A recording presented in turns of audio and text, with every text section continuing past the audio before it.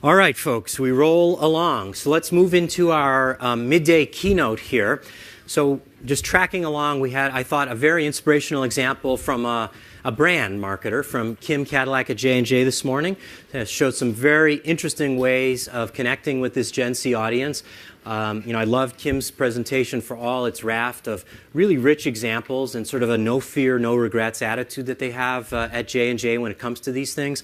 Like, let's just jump in the pool and try some and build institutional knowledge, institutional fearlessness, and muscle memory as to how to address Gen Z. And then, of course, Katie, I thought was terrific as always.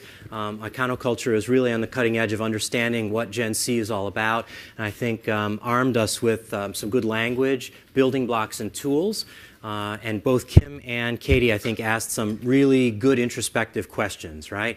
Not what are you saying to consumers, but what do they say to each other about your brand when you're not there? What are you helping them achieve, and what are your verbs? What does your brand stand for? And I think that's a good segue to our lunch and keynote speaker, who is Professor Sasha Strauss. As I like to say, he's the most conflicted man in Los Angeles on the third Saturday of October. That's, of course, when UCLA plays USC. He is a professor at both business schools. But he is also managing director of Innovation Protocol, which he'll talk a little bit about in his presentation, which is a really excellent and interesting marketing brand strategy firm.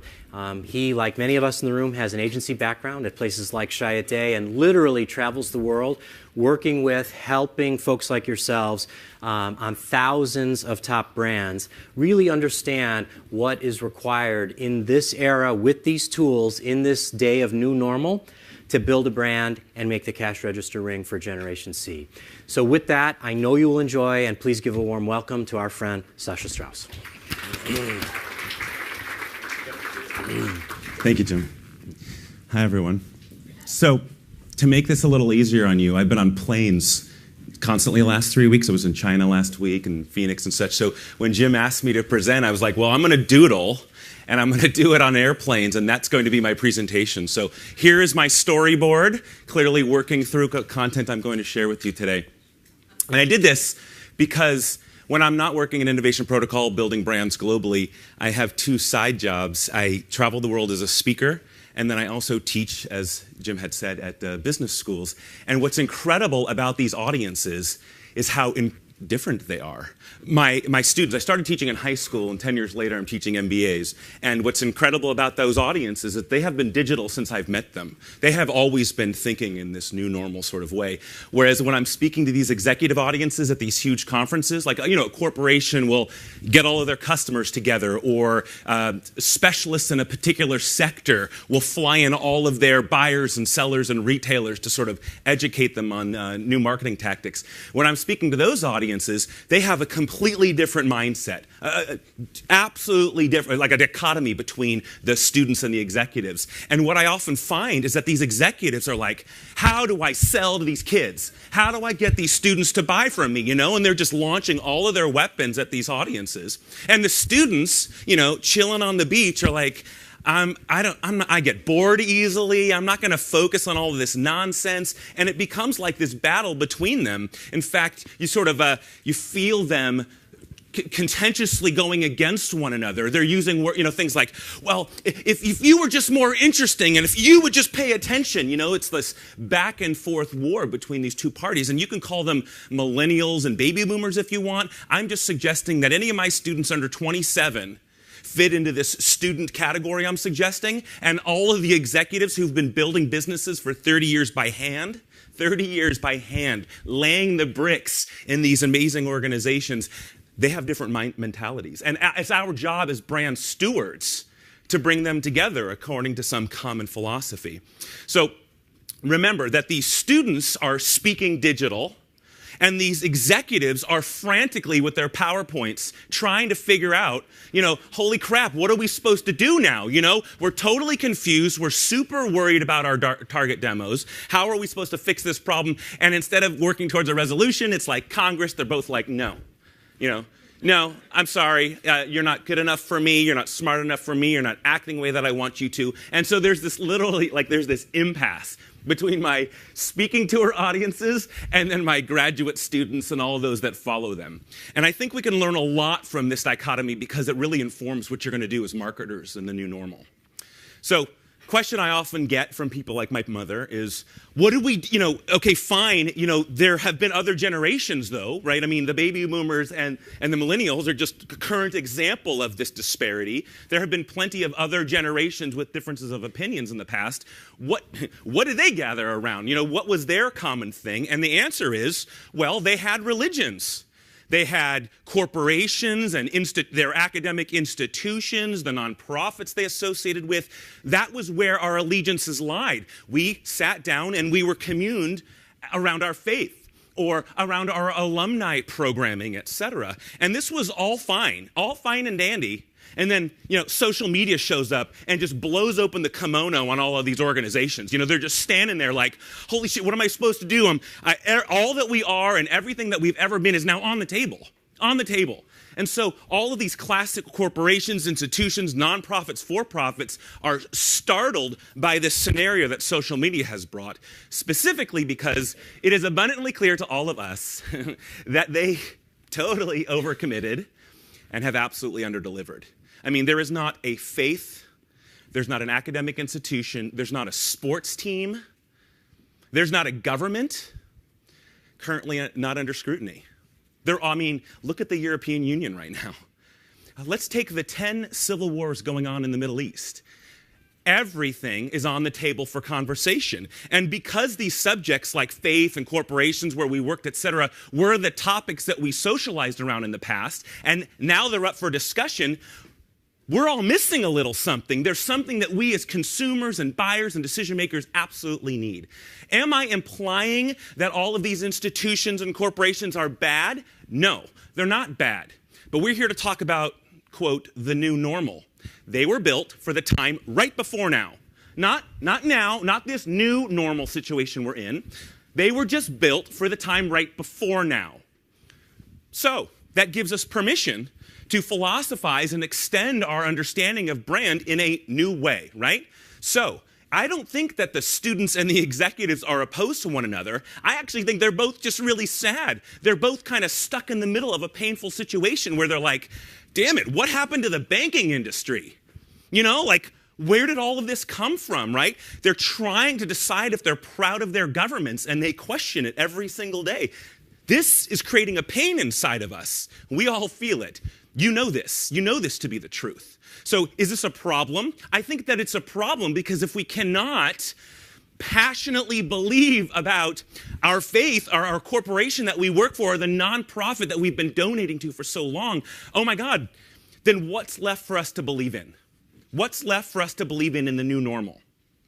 So your reaction should be, well, why do we need to believe in stuff? Like, why as we as branders, why do we have to even care about this thing? And I'll tell you, after the last 18 years in this business, with Maslow's hierarchy of needs, yes, we need shelter. Yes, we need safety. Yes, we need food. But my God, there is a pie slice reserved for something to believe in. Like something for us to emotionally attach our consciousness, our soul, our passions to. All of you have one. All of you have a subject like this. And all I'm suggesting is that it is something that you can cherish, you can watch diligently, you can brag about it to your friends. It excites you when you hear about it, right? We all have this thing. And not only do we have this thing, but it manifests in so many different ways. Like, for example, somebody has their favorite sports team. I mean, what is the New York Giants?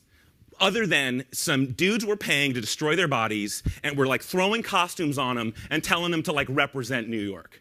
I mean, what is the team in that grand scheme of things? It's literally just something that we can believe in, right? We can like emotionally get behind and pray for and get enthused about. And you recognize that this has been present throughout history. We have always had these like subjects to commune around. So what I'm imposing on you is, okay, who's going to fill the void? Who's going to fill the void that these religions and corporations and institutions, which are in the midst of transition, who's going to fill the void that they left? Well, fortunately, we can turn to them because they figured this out brilliantly. You think that they were messing around this whole time? No. Some of the smartest people in the world ran these organizations. All right, what can we learn from them? Well, the first thing that we've learned from them is that they recognize that they first need to anoint a topic. Okay, we are going to talk about God or gods or whatever your taste is. Great, common topic. Next, this is the belief system we practice in relation to the God. Our religion, our way of eating and talking and communing and sharing and philanthropizing, all of these things together, that is our religion. That is just a practice applied to a common topic, right? Same thing for, call it public governance. How should we manage our populace? Well, there's a philosophy on that, and my political party is how I want this all to operate. That's just a system applied to a topic. I mean, let's make it real simple. I'm literally talking about a topic and then like all of the stuff that swirls around that topic to make it really palpable, really exciting and emotionally stimulating to us as an audience. And you can literally pick anything. I mean, the topic can be a specific person. It can be a place. It can be a thing, an object, an item, a subject. I'm serious about how simple this can be, and all you're technically trying to do here is apply some type of belief system to it. Like, this is the practice, this is the method, this is the way. These words seem gentle, and they're supposed to be gentle, but like, just pause for a second as a marketer, shift back into I'm a human, okay? And ask yourself, doesn't this sound right? Like, yeah, there's the method of the place. You know, there's the how of the it. I mean, just two simple words, but you see what I'm talking about, right? There's the topic, and then there's the way about the topic, and that's actually what brands are built on. So let's take this common topic as an example, all right? So I'm suggesting to you that your audiences, your polar audiences, absolutely need a common topic, something that they both can care about and pay attention to and really sort of emotionally engage. And don't come to me and say, well, they've got it. They've got debt. We can talk about debt, or we can talk about how we still don't know how to define marriage in this country, right? I mean, think about all of the topics that we're throwing on the table as common subject matter we're all supposed to engage. These things hurt. This is not what I want. I don't want to talk to you about our enemies or our borders or any of these things. Yes, they are common topics, but I don't want to build my belief system around these things. I want something that we can all totally share and care about and build emotional equity in our own individual way. And it can't just be the topic. As I'm suggesting, there has to be a belief system around that topic, all right? When I say a belief system, it's a combination of things. It is your long-term intentions as an organization, the specific words that you use, how these pictures represent the emotional energies you're trying to broadcast. These are our shapes. These actions, the actions we take are not accidental. They are synchronous, and they are supporting this belief system. In this belief system, you might even define how your teams work, how this philosophy and perspective informs the way you design products. All of you should be nodding because you get this. You as a consumer know the difference between an organization who's like, here's a product, buy it, just punching you in the face with advertising. Buy it. I'm going to interrupt you right now. I want you to buy this. And you're like, what? I mean, come on, right? It gets to a point where it's clear that they don't even care, okay? So, at this point in your comprehension, you're recognizing that there is a void in the belief ecosystem. The organizations that used to fill that belief need for us are in transition. So in that void, I'm suggesting to you that the modern brand is required to identify the topic that matters most, and then apply a belief system to that topic.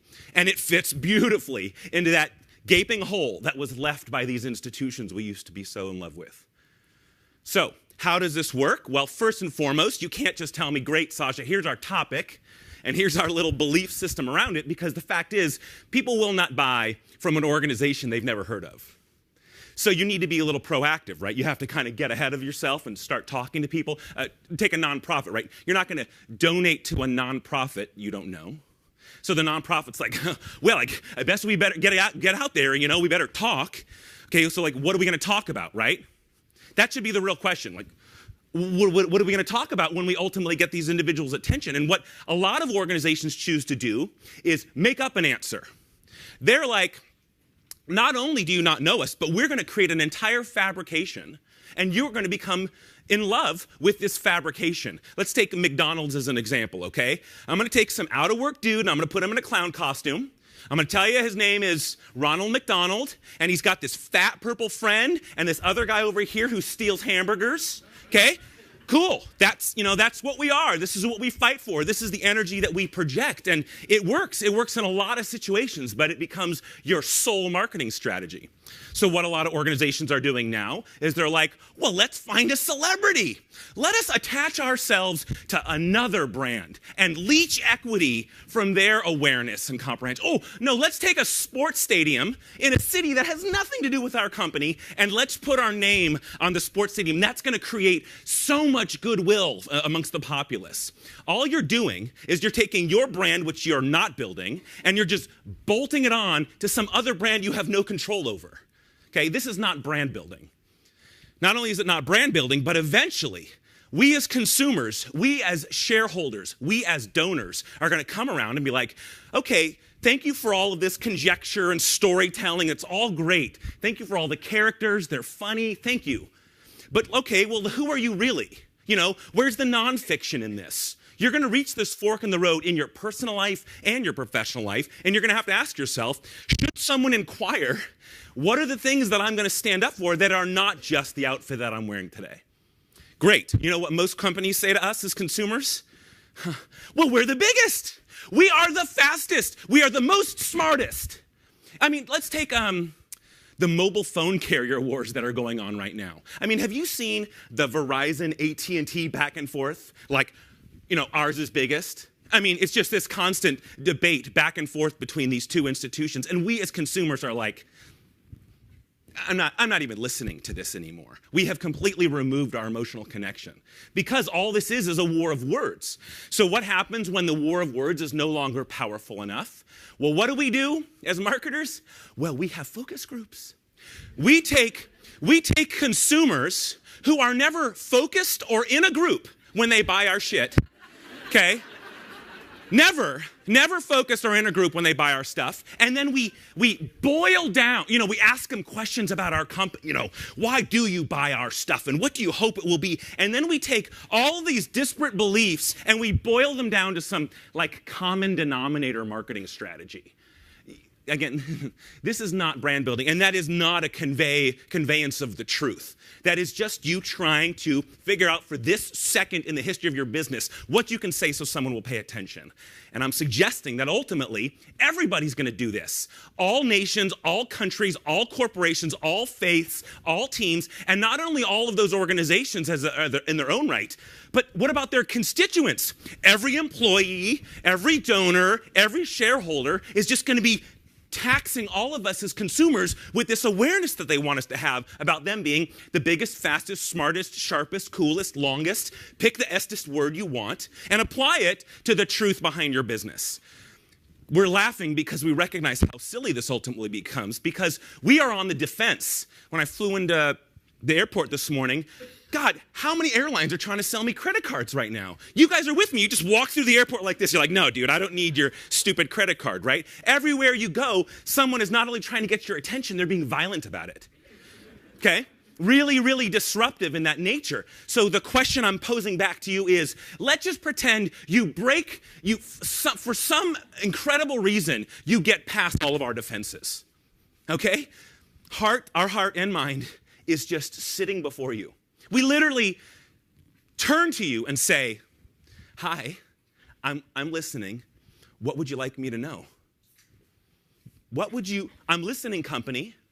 I'm listening, government. I'm listening, nonprofit. I'm paying attention. What do you want me to know? What do you want me to care about? And if your answer is, well, we're the biggest, fastest, sharpest, smartest, longest, etc., well, now you're going to sound like not only everyone else, but you're leaving me. You're leaving me in the void. Because I can't care about those things. I can't even quantify those things. So if a consumer turns to you and asks this question, I hope that you have an answer.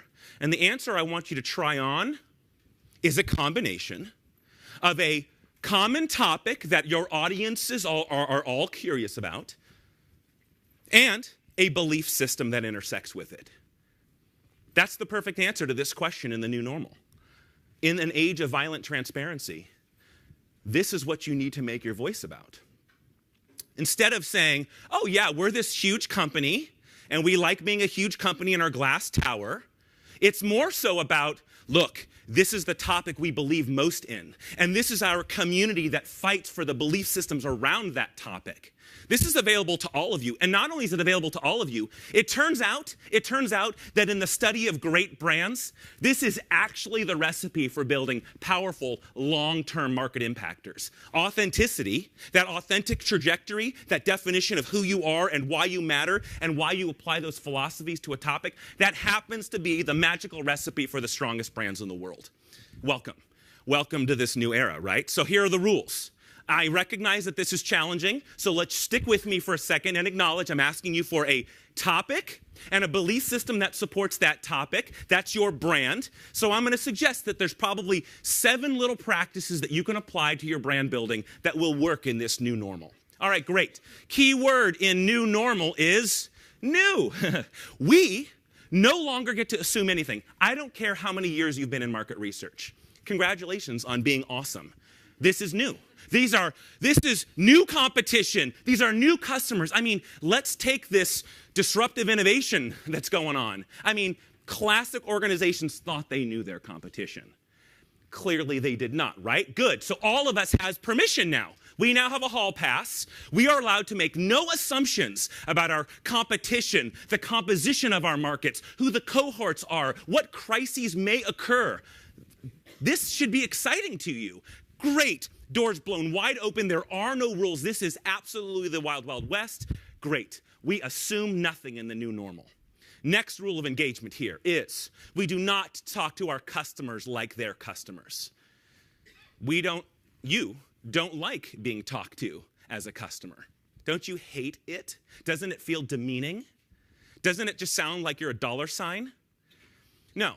This is about empathy. Empathy is, I am not some CEO standing on the cover of my annual report telling you how great my company is. That's not empathy. Empathy is, who's the audience? What are they feeling? What are they processing on a day-to-day basis? Who's impacting their comprehension? That type of empathic human engagement absolutely becomes fundamental, not only for your customers, but for your employees, because empathy goes inside and out. It isn't just about your audience's understanding. It's also about the employees that are representing that belief. So that's the second rule. Third rule, advocate. Advocate means not only am I not you, and I respect that I'm here as a corporate executive and you're there as the consumer, all right, fine, but that doesn't mean that I can't love what you are. We saw Red Bull as an example earlier today. Let's take Red Bull. On the back of a Red Bull can, much like most consumer packaged goods, there's an 800 number, okay? So when I say Red Bull, you say vodka, right? I mean, that's what you correlate. Well, it turns out that Red Bull knows this, and even though the cans are small and the ingredients borderline toxic, it's purple, your heart races, it's got like bull testosterone in it, whatever it is, whatever that is, please respect that what Red Bull has always been is not an Austrian company who follows Austrian rules and imposes that on the consumer. They are that. They are an Austrian company. But what they basically do is say, this is the you want us to jump out of a balloon? Great. We're going to jump out of a balloon. And on that 800 number on the back of the can, you know what people were doing? Like you do, partying really hard with their vodka and Red Bull and calling the 800 number totally tanked. Totally tanked. And be like, oh my God. And leaving incredible messages, derogatory slurs, sexual suggestions, all of it. Now, what does advocacy look like in the new normal? Advocacy looks like in the new normal, Red Bull going, we're going to post this shit to Facebook. And they literally took all of the voicemails and let their Facebook fans rate the voicemails. Yeah, this sells product.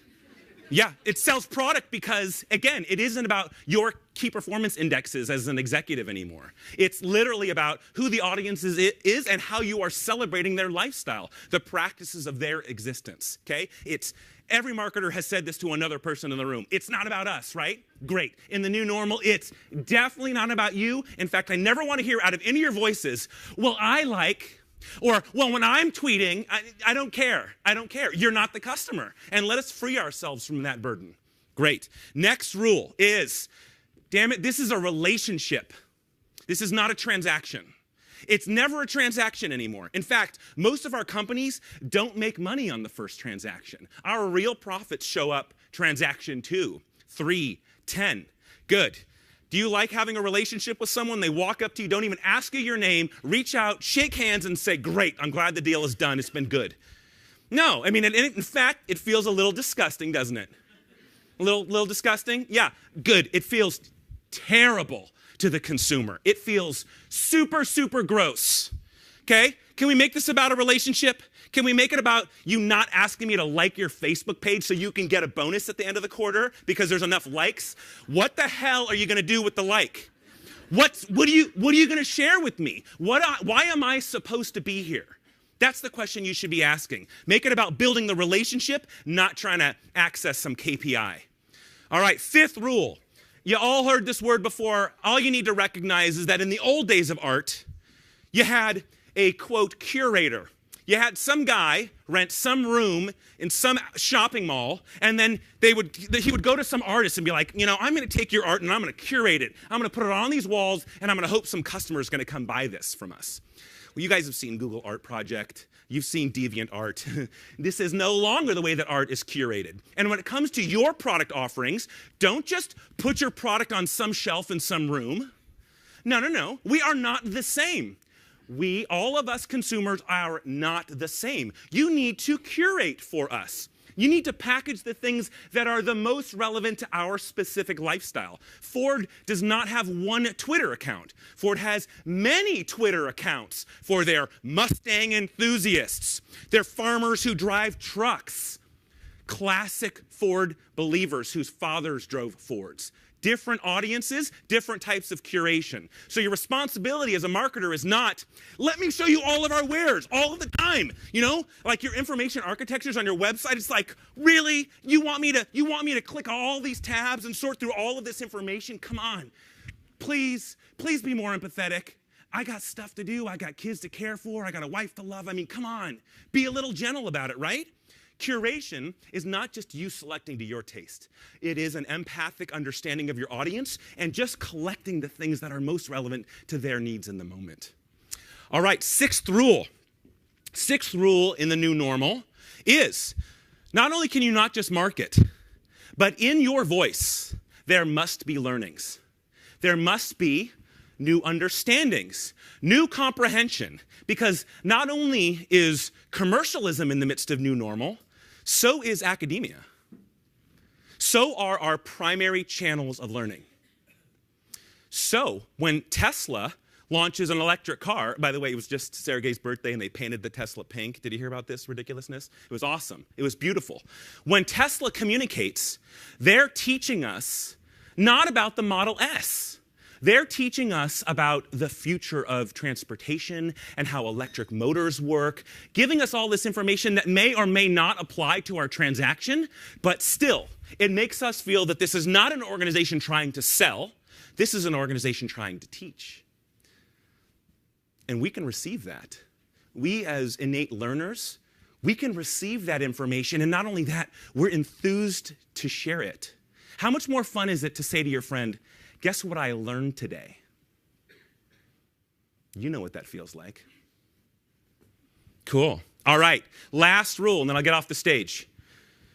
Legitimately care, people. You know, just because your company did well this quarter, you got a little extra profit, and you're going to scrape off some of it and donate it to a nonprofit, you know, that's not corporate social responsibility, okay? That's some executives taking a little less bonus this week.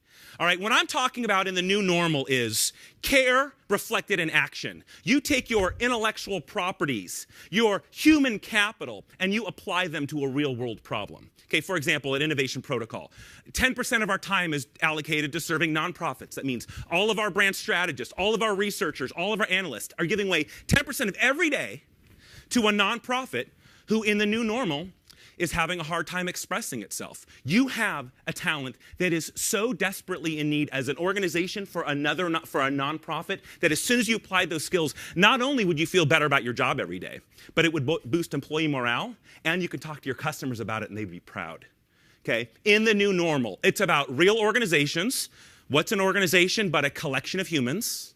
Right? In business to business, it's not business doing business with business. It's human in a business doing business with human in a business, right?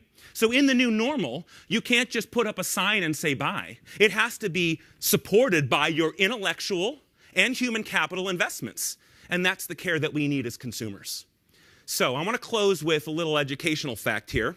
I was in Boy Scouts when I was a kid, an Eagle Scout, and we had compasses, like some of you have had compasses. And the compass is pulled by a magnetic force in the sort of nether regions of the globe. Well, many of you have GPS, and so this has never been a challenge for you. But for those of us who've been navigating the globe for the last 600 years, what we were told north was not north. It was a magnetic pull, this force just around Greenland, where in, for example, New York right now, if you had a compass for the last 600 years, it didn't point at the North Pole, it pointed at Greenland. In fact, if you want to adjust your compass in this room, it's 14 degrees west that you need to head with your declination. This should shock you, because this whole time you were like, oh, that's north. That is north. No, I want to talk to you about true north. True north is the real north, the real honest-to-God point that you should use to navigate around the globe. And I believe that in the new normal, our only guiding principle should be true north. We don't get to deceive people with magnetic north anymore, you understand? We don't get to tell them that they're heading north when they're not really heading north. So in this time, with you as brand stewards, with this violent transparency as a comprehension that we will all not forget, we will remember this for the rest of our marketing lives. Let it be known that you took a stand. Let it be known that you didn't just try to sell. You chose to engage and advocate and empathize inside and outside your organization. You chose to live true north rather than magnetic north, and your customers will never, ever forget it. Thank you.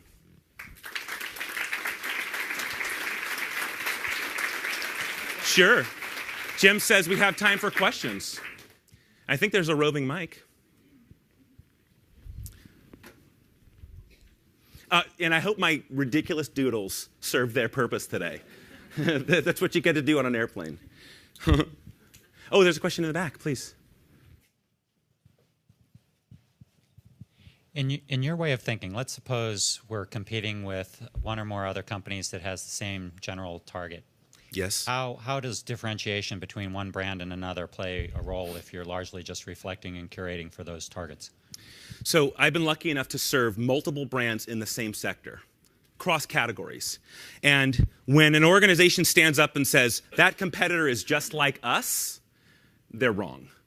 Because maybe the product, the widget that you sell, the function of the widget may in fact create the same type of value, but in the end, we as consumers are not asking about the function of the widget. I mean, Intel has 80% of the processor market.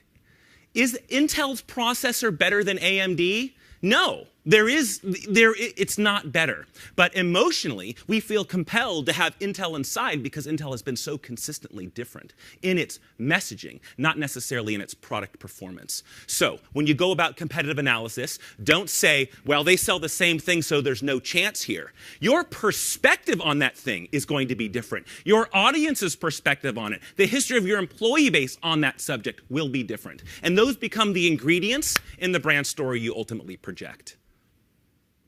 Good question. Was there a second? Is that good or bad? We have to ask who's doing this well. Who's doing this well? In fact, Jim brought up a really good example when we were chatting this week. Mini Cooper is a great example of this, okay? Mini is the pride of England. The British are really proud of that brand, despite it being owned by BMW, a German company, okay? And not only is it that they're proud of it, but my wife drives a hot chocolate-colored Mini Cooper, Okay, yeah. For one, it's called hot chocolate. But when you go on the test drive, one of the dealer representatives is with you, and you're driving around. And when you pull back into the parking lot, usually the engine is cooling. It's like seething, and so the dealer turns to you and says, "Just so you know, whenever you're in the midst of spirited motoring." Your engine might cool off after you've shut the car down. He didn't say when you're driving so fast and, he was like, oh no, this is about motoring. This is about the spirit of motoring in this day and age. And we're just suggesting that if you're spirited in your motoring, that your engine might need to cool. Instead of turning to my wife and saying, damn it, if you drive real fast, the engine's going to get hot and it's going to start seething. So let me tell you about all the technical details. That wouldn't have been what she wanted to hear about, right? She has not forgotten spirited motoring. Right? Okay? Remember, it's just a car. Just got wheels and brakes and leather that you can get on any other vehicle. No, it's something that she's emotionally attached to that makes her happy to drive every day, even though it's technically just a widget. I think Minnie's a great example of someone who gets that it's not just about the topic of driving, of motoring. It's the philosophies around it and the belief system that they've constructed that define the consumer's relationship with the brand. Hi. I'll repeat what you say.